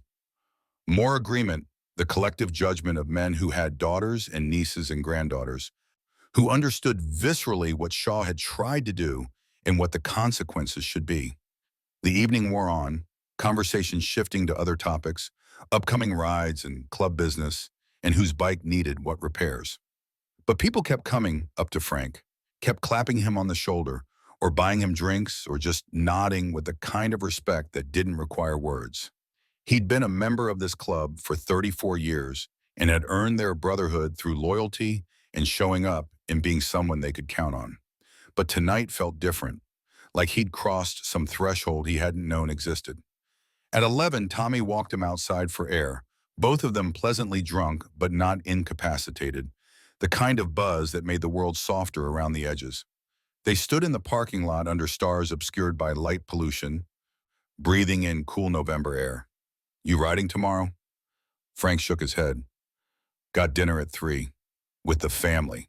Tommy raised his eyebrows. "Fast work." "Not like that. The mom invited me. Kid asked me to come." Frank pulled out a cigarette, his first in 3 years, and lit it with hands that were finally steady. "Called me Grandpa Iron." Tommy laughed, delighted. "That's your name now. You know that, right?" "Forget Frank Morrison. You're Grandpa Iron. Could be worse. Could be better, too." Tommy's expression turned serious. "You know what you're doing? Getting involved with them?" Frank took a drag, let the nicotine hit his system in a rush of nostalgia for younger days, when smoking hadn't felt like such a betrayal of his aging body. "No, but the kid looked at me like I was something other than the guy who failed his sister. Like I was someone who could protect people instead of someone who couldn't." Tommy was quiet for a moment, understanding blooming in the silence. "You didn't fail Amy. You were 19 and 3,000 miles away." "Doesn't matter. Still failed. You saved Sophie." Frank crushed out the cigarette under his boot heel. "Doesn't bring Amy back." "No, but maybe it means Amy's death wasn't for nothing. Maybe it means you turned grief into something that saved a life today." The words hung in the cold air between them. Frank wanted to believe them, wanted to accept that 41 years of guilt and preparation and hypervigilance had led to this moment, that Amy's disappearance had somehow created the person who could see Sophie's signal and act without hesitation. But believing that felt like using Amy's death as justification, like making her loss meaningful instead of just meaningless tragedy. "Tomorrow, 3 o'clock. Frank said it like a commitment, like a promise he was making to himself as much as to Catherine and Sophie. "I'll go, see what they need, then figure out where it goes from there." Tommy nodded, accepting the answer because that was all there was. Sometimes you didn't know what you were doing until you were already doing it, and faith was just deciding to show up anyway. Sunday morning arrived with rain, the kind of soft, persistent drizzle that turned Oregon into a watercolor painting, blurring edges and washing color from the landscape until everything existed in shades of gray and green. Frank woke at 6 from a dream he couldn't quite remember, just fragments of Amy's voice calling his name through fog, and lay in bed listening to water drum against the roof while his body cataloged its various complaints. Hangover headache, arthritic knees, lower back that protested the mattress Sarah had picked out a decade ago, and that he'd never replaced because sleeping on her choice felt like keeping her closer. He made coffee and stood at the kitchen window watching rain create rivulets down the glass, distorting the view of the overgrown garden into abstract patterns. His phone showed 2 missed calls from a number he didn't recognize, and a voicemail that turned out to be a reporter from the Portland Tribune, dinged for an interview about yesterday's heroic intervention. Frank deleted it without finishing, added the number to his block list, and wondered how long before the media circus found his address. The club group chat was active. Brothers checking in about tonight's ride that would probably be canceled due to weather. Someone asking about parts for a 72 shovelhead. Tommy posting a photo of Frank from last night with the caption, "Grandpa Iron holds court." Frank scrolled past without commenting, not ready yet to engage with the mythology being built around yesterday's events. He spent the morning doing things that didn't require thinking. Laundry that had been piling up for 2 weeks, dishes that had accumulated in the sink, basic maintenance on the Harley even though he'd just done it last weekend, the familiar ritual of checking fluids and cleaning chrome, giving his hands purpose while his mind wandered. He kept seeing Sophie's face, the moment when her eyes had found his in the grocery store and silently pleaded for rescue. Kept feeling the weight of her small body when Shaw had shoved her toward him, that instant of pure terror that she might fall before Frank's reflexes kicked in and caught her. At noon, he showered and stood in front of his closet, trying to decide what you wore to dinner with a family you'd saved, but didn't really know. The leather vest felt wrong, too much like bringing the club into civilian space. Button-down shirt seemed like trying too hard. He settled finally on jeans and a plain black Henley, his everyday uniform that split the difference between formal and casual. Catherine's address led him to a neighborhood on the east side of Fairview, older ranch houses with established trees and yards that showed varying degrees of care. Hers was a modest single-story painted pale yellow with white trim, the kind of place that probably dated to the 60s and had good bones under whatever cosmetic wear time had inflicted. A silver Honda CR-V sat in the driveway, the same vehicle from yesterday. Frank parked his truck on the street and sat for a moment gathering himself, trying to figure out what role he was supposed to play here. The rain had stopped, but clouds still hung low and heavy, threatening to resume. Frank walked up a concrete path lined with flower beds gone dormant for winter, their summer glory reduced to brown stalks and mulch. Before he could knock, the door opened, and Sophie stood there in leggings and an oversized sweatshirt, her hair down around her shoulders instead of in yesterday's ponytail. "You came." Relief flooded her face like she genuinely worried he wouldn't show. "Said I would." Sophie stepped back to let him enter, and Frank found himself in a living room that told Catherine Bennett's story in the accumulation of its details. Furniture that had been nice once but was now worn, the couch cushions compressed from years of use, the coffee table scarred with water rings and crayon marks that someone had tried to buff out. Family photos on the mantel showing Sophie at various ages, always with a woman who had to be Catherine, sometimes with a man in military uniform who must have been the father Sophie had mentioned. The house smelled like something Italian cooking, garlic and tomato sauce, and bread warming in the oven. Through the doorway, Frank could see into a kitchen where Catherine stood at the stove, her back to them, stirring something in a large pot. She turned when she heard them enter, and her smile was genuine, but edged with the kind of exhaustion that came from not sleeping, from a nervous system still processing trauma. "Frank, thank you for coming." She wiped her hands on a dish towel and crossed to shake his hand, then seemed to think better of the formality and pulled him into a quick hug instead. The gesture surprised them both, but she didn't apologize for it, just stepped back and gestured toward the kitchen. "I'm making my grandmother's lasagna. Fair warning, I'm not much of a cook, but this is one thing I can usually pull off. Smells good." Sophie had already gravitated to Frank's side, staying close in a way that suggested she'd assigned him security blanket status. Catherine noticed, and something complicated crossed her face.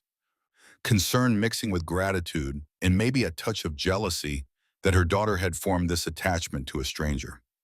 "Can I get you something to drink? Beer? Wine? Coffee?" "Coffee's good." Catherine moved back to the kitchen and Frank followed, Sophie trailing behind. The kitchen was small and dated, original appliances from whenever the house had been built, countertops in that particular shade of yellow that screamed 1970s. But it was clean and organized, the kind of space maintained by someone who worked long hours and didn't have energy for mess. Catherine poured coffee from a Mr. Coffee machine that had to be older than Sophie and handed Frank a mug that proclaimed "World's Best Mom" in fading letters. She caught him reading it and smiled with something like embarrassment. Mother's Day gift from when Sophie was 5. She picked it out herself. It's perfect. They stood in awkward silence for a moment, the weight of everything unspoken hanging between them. Finally, Catherine gestured toward the small dining table tucked into a breakfast nook. Sit, please. Dinner's got another 20 minutes in the oven. Frank sat in a chair that gave him a view of both the front door and the kitchen, old habits from military service making him automatically choose the tactical position.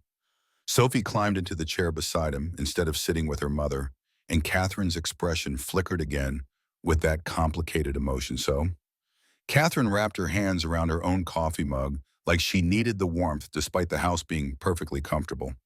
I've been trying to figure out what to say to you.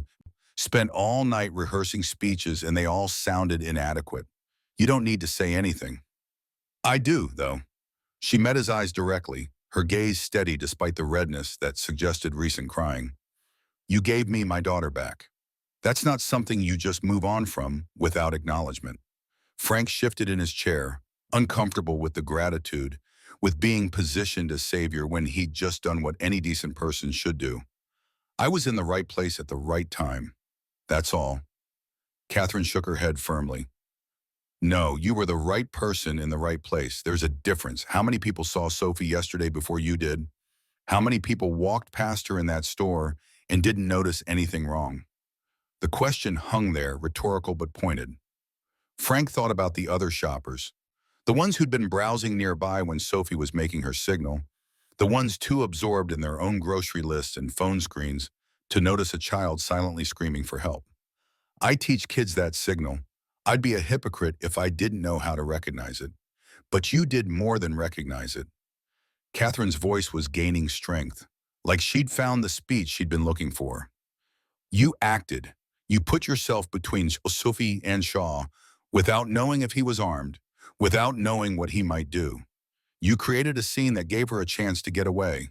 That's not luck or coincidence. That's courage. Sophie was watching the exchange with solemn attention, her eyes moving between Frank and her mother like she was watching a tennis match. Frank could feel the weight of her gaze, could sense her measuring him against some internal standard, deciding whether he matched up to whatever image she'd constructed. Tell me about Shaw. Frank directed the question at Catherine, shifting the conversation away from gratitude and toward information. How'd you know him? Catherine's expression darkened. She took a long breath before answering, organizing thoughts that probably came with their own burden of guilt and self-recrimination. He served with my husband, David, Sophie's father. They were both Army medics deployed to the same forward operating base in Afghanistan. The pieces clicked into place. Military connection, brotherhood forged in combat, the kind of bond that was supposed to be sacred, that created obligations lasting beyond deployment. David was killed in a mortar attack in 2012. Sophie was too. Catherine's voice had gone flat, the tone people used when reciting facts too painful to feel. Shaw was there when it happened. He wrote me a letter after, told me David had saved his life multiple times, that he owed him everything, and he tried to collect on that debt. Catherine nodded. At first, it seemed harmless. He'd call every few months, check in, ask how we were doing, send cards on Sophie's birthday. Then he moved to Oregon 3 years ago, said he wanted to be closer, wanted to help however he could. I thought it was sweet, thought Sophie could use a positive male influence since David was gone. The guilt in her voice was familiar. Frank had heard it in his own head for 41 years, the endless loop of if-onlys and should-haves that came from surviving situations where others didn't. When did it change? About 2 years ago. He started showing up unannounced, bringing gifts Sophie didn't need, offering to take her places without asking me first. I'd mentioned going to the grocery store, and he'd appear in the parking lot like he'd been waiting. Started calling multiple times a day, getting upset if I didn't answer immediately. Classic stalker escalation. Frank had sat through enough seminars on domestic violence and obsessive behavior to recognize the pattern. The boundary violations starting small and growing incrementally, testing how much the victim would tolerate before pushing back. I told him to back off. Catherine was staring into her coffee like it held answers. Asked him to give us space.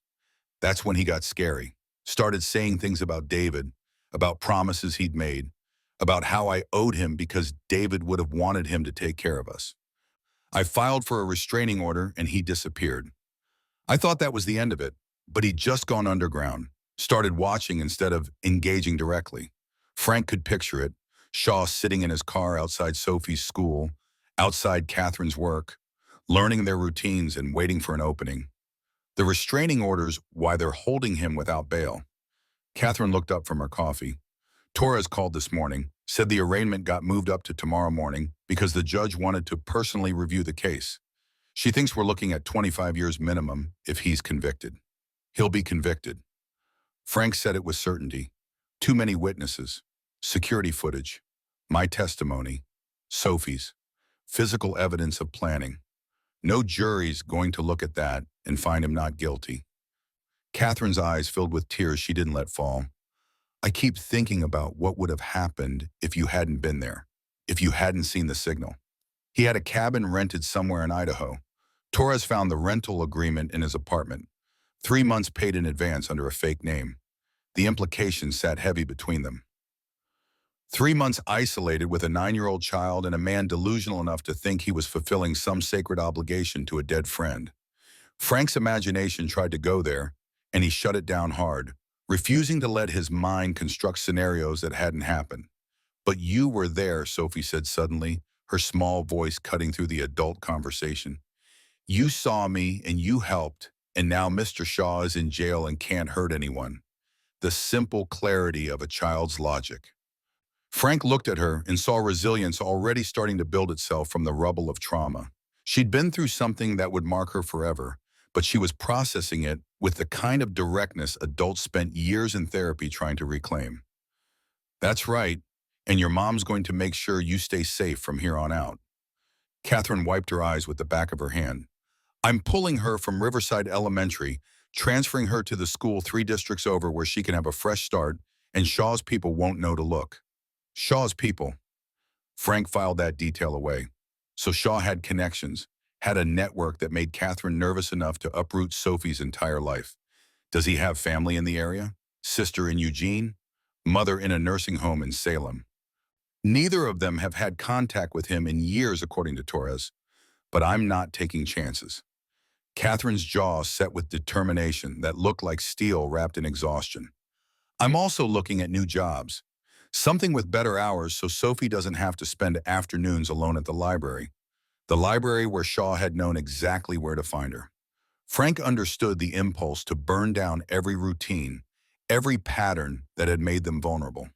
He'd done the same thing after Amy disappeared, changing everything about his life in the futile hope that transformation would somehow undo what couldn't be undone.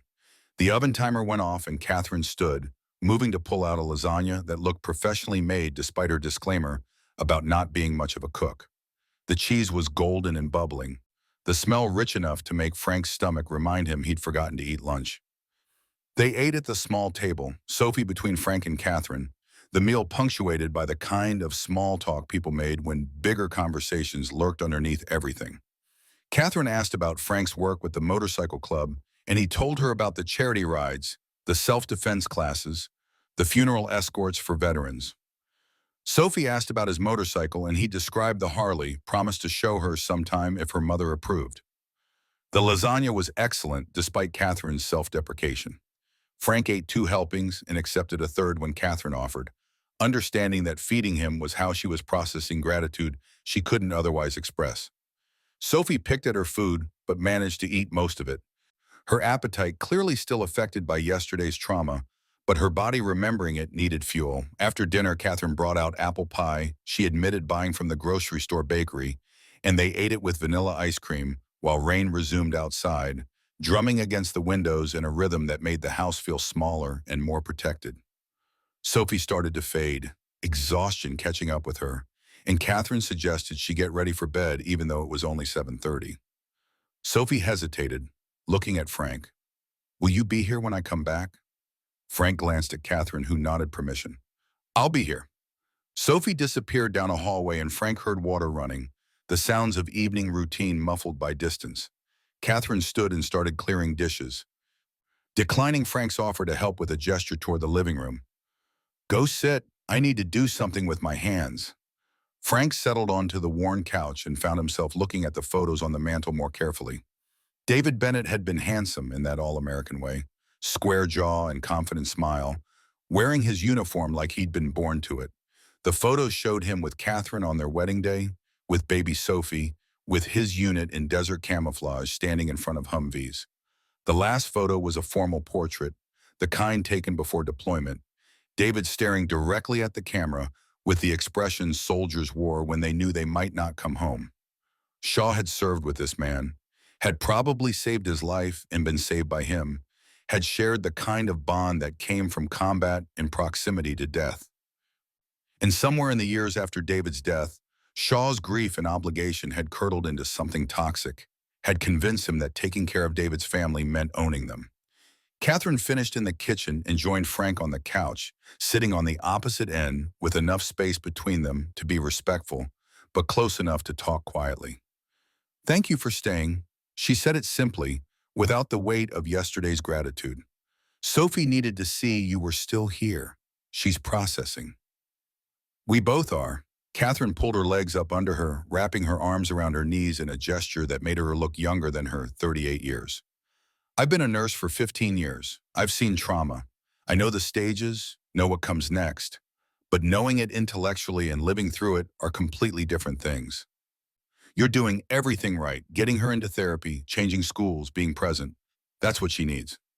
Catherine was quiet for a moment, staring at the dark window where rain streaked down glass and created patterns in the streetlight glow. "Can I ask you something personal?"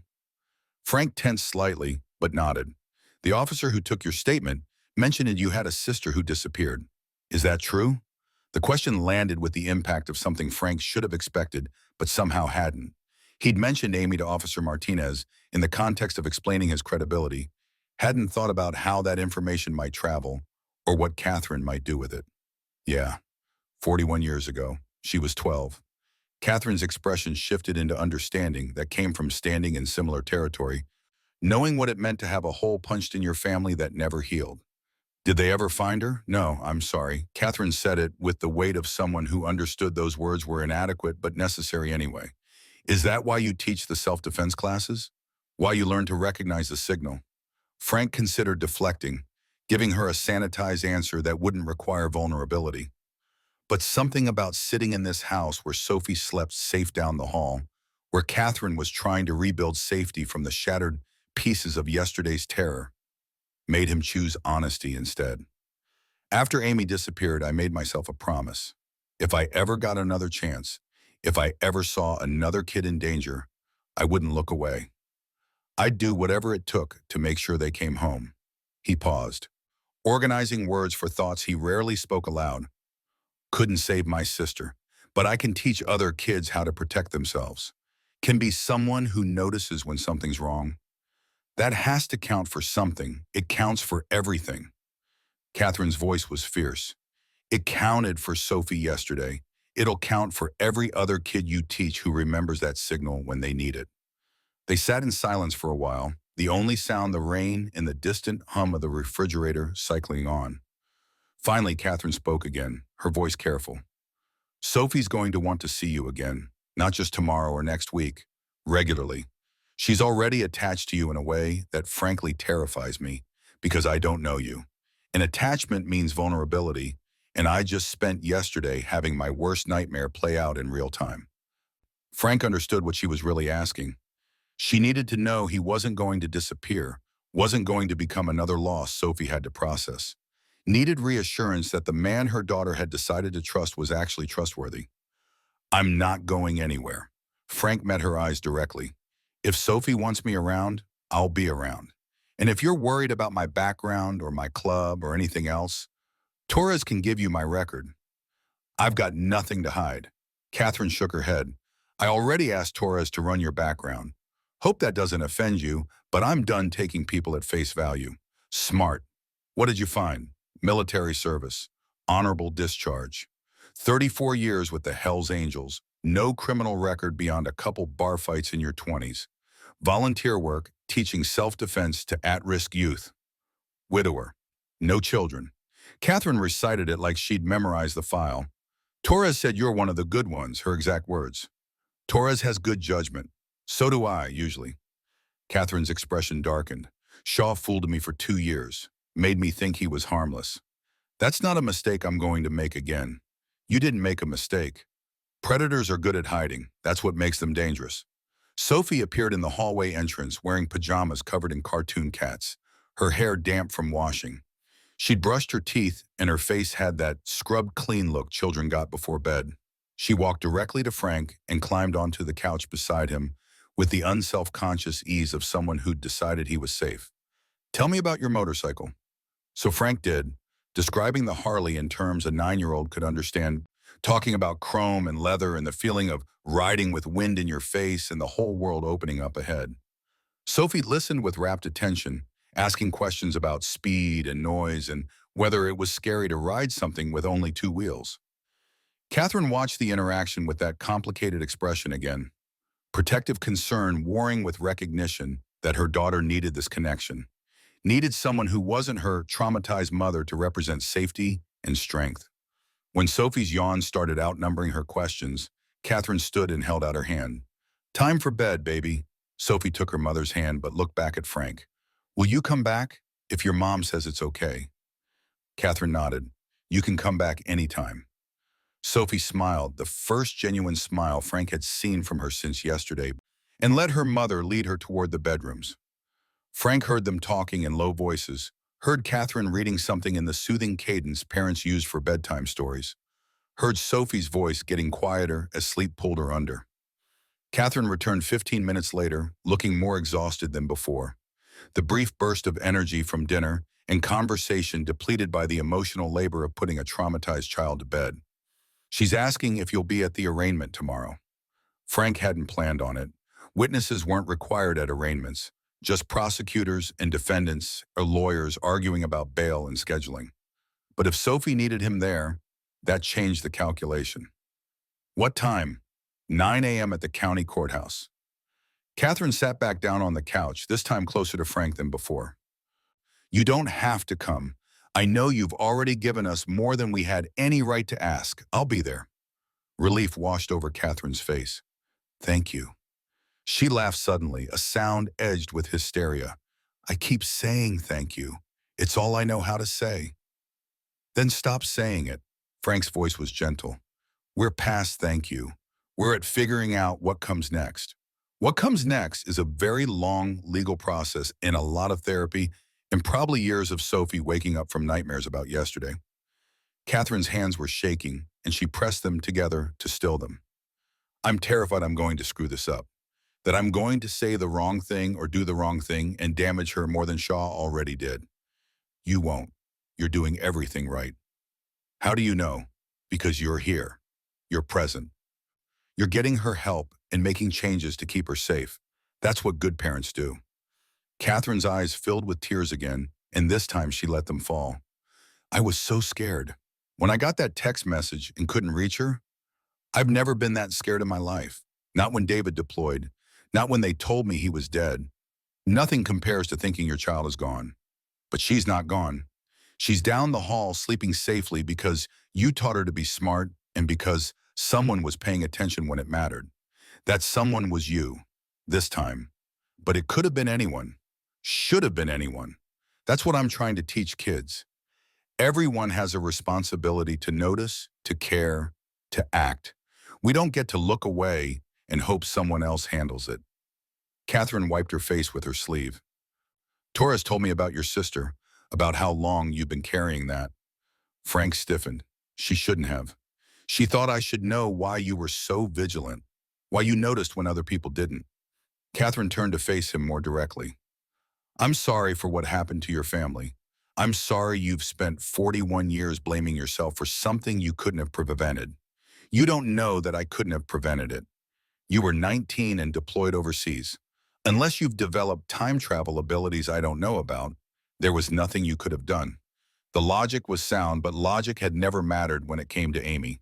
Frank had spent 4 decades constructing increasingly elaborate scenarios where he'd done something different, made some other choice that would have changed the outcome.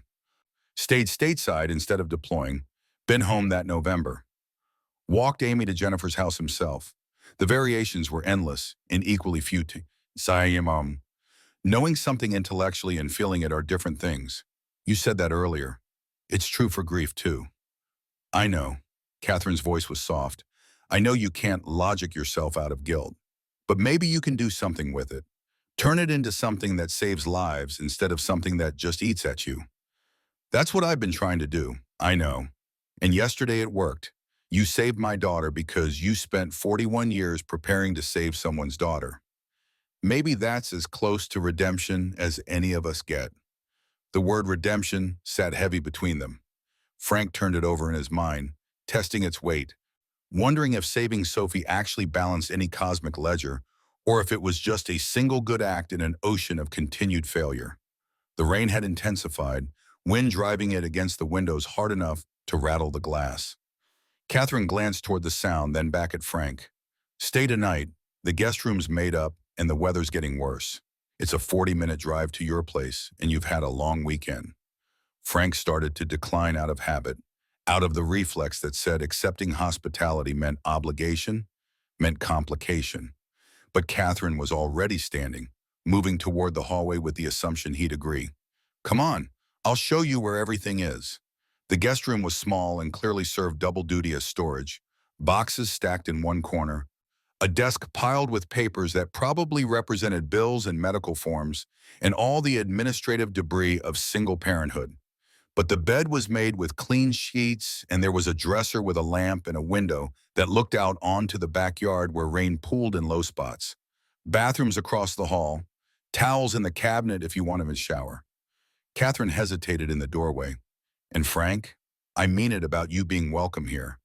Whatever Sophie needs, however long she needs it, you're family now, whether you planned on it or not.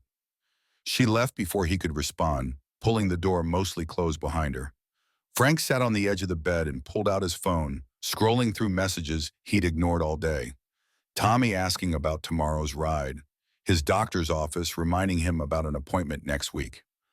A notification that his property taxes were due. Normal life waiting to be resumed. But sitting in this house where a child slept safe because he'd noticed her silent scream, Frank felt the ground shifting under the architecture of his carefully constructed solitude. For 7 years since Sarah's death, he'd been moving through the world like a ghost, present but not participating, teaching classes and riding with the club, but maintaining distance from anything that required emotional investment. Sophie had changed that calculation without asking permission, had looked at him with those desperate eyes and decided he was worth trusting, worth attaching to, worth calling Grandpa Iron like the nickname might transform him into someone who deserved it. Frank lay back on the bed without undressing and stared at the ceiling, listening to rain and the quiet sounds of the house settling. Down the hall, Sophie dreamed whatever dreams children had after surviving nightmares. In the room next door, Catherine probably lay awake running through tomorrow's arraignment, Tuesday's therapy appointment, next week's job interviews. And here, in a guest room in a stranger's house, Frank Morrison felt something he hadn't felt in 41 years. The sense that maybe, possibly, he'd finally been in the right place at the right time. That Amy's death had carved him into someone capable of seeing Sophie's signal and acting without hesitation. That redemption wasn't some grand gesture, but just showing up when someone needed you and refusing to look away. Sleep came eventually, dreamless and deep, the kind of rest that came from emotional exhaustion meeting physical depletion. When Frank woke at 6 a.m. to the smell of coffee brewing, rain had stopped and morning light filtered gray through the curtains. He found Catherine in the kitchen, already dressed for the arraignment, in dark slacks and a blazer, her hair pulled back severely, her face set with determination. Coffee's fresh. There's bread for toast if you want breakfast. Frank poured coffee and accepted toast with butter, eating standing at the counter while Catherine moved through morning routines with practiced efficiency. Sophie appeared at 6:30, still in pajamas, moving slower than yesterday, the weight of everything catching up with her. Morning, Grandpa Iron. The nickname in morning light, casual and certain, did something to Frank's chest. He nodded at Sophie and watched her climb into a chair at the table. Watched Catherine set cereal in front of her and kiss the top of her head. Watched them move through the ordinary miracle of another day together.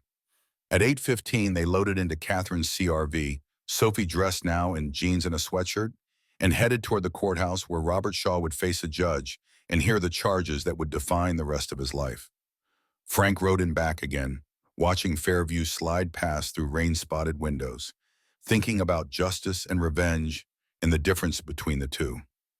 The courthouse parking lot was already filling with lawyers and clients, and people called for jury duty, everyone moving through rain with newspapers held overhead or umbrellas fighting wind. Catherine parked, and they made their way inside through security, metal detectors, and bag checks in the particular bureaucratic theater of government buildings. Detective Torres was waiting in the lobby, professional in a dark suit, her expression neutral but her eyes warm when she saw them. Mrs. Bennett, Sophie, Mr. Morrison. She shook hands all around. The arraignments in courtroom 3 should start right at 9. They followed her through hallways that smelled like floor wax and old wood, past courtrooms where other dramas were unfolding, until they reached a door marked with a brass number 3. Inside, rows of benches faced a judge's bench that sat empty for now, the American flag and Oregon state flag flanking it. A court reporter was setting up her equipment. A bailiff stood near a side door that probably led to holding cells. Catherine and Sophie took seats in the front row.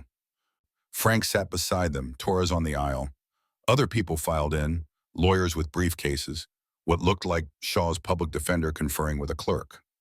At precisely 9 o'clock, the bailiff announced the judge, and everyone stood while a woman in her 60s climbed to the bench and arranged papers in front of her. Be seated. The Honorable Margaret Chen presiding. First case, State of Oregon versus Robert James Shaw. The side door opened and Shaw shuffled in wearing an orange jumpsuit, his hands cuffed in front of him, a guard at his elbow. He looked smaller than Frank remembered, diminished by incarceration, his eyes scanning the courtroom until they found Catherine. Something like anguish crossed his face. Then Catherine deliberately turned away, and Shaw's expression crumpled.